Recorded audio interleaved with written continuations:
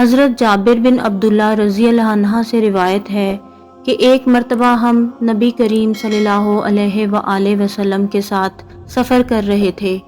آرام کی غرض سے حضور صلی اللہ علیہ وآلہ وسلم ایک کھجور کے سائے میں بیٹھے تو اچانک ایک کالا سانپ آپ کے پاس پہنچ کر اپنا منہ آپ صلی اللہ علیہ وآلہ وسلم کے کان کے قریب لے گیا۔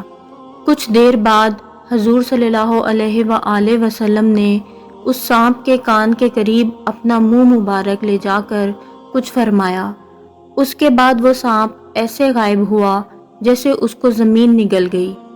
ہم نے عرض کی، یا رسول اللہ، ہم اس سانپ کو آپ کے قریب دیکھ کر ڈر گئے تھے۔ آپ صلی اللہ علیہ وآلہ وسلم نے فرمایا کہ وہ جانور نہیں بلکہ جن تھا، فلاں سورت کی چند آیات بھول گیا تھا، انہی آیات کی تحقیق کے لیے جنات نے اسے بھیجا تھا، تم لوگ موجود تھے اس لیے وہ سانپ کی شکل میں آیا تھا۔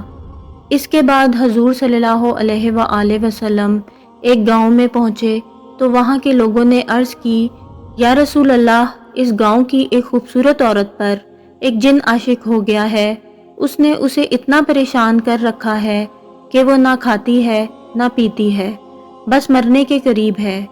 حضرت جابر رضی اللہ عنہ فرماتے ہیں کہ اس عورت کو میں نے بھی دیکھا، وہ ایسی تھی جیسے چاند کا ٹکڑا۔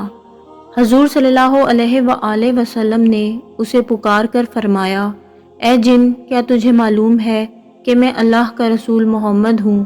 تو اس عورت کو چھوڑ کر یہاں سے چلا جا۔ یہ سنتے ہی وہ عورت صحت یاب ہو گئی اور ہوش میں آنے پر اپنا منہ ہم سے چھپانے لگی۔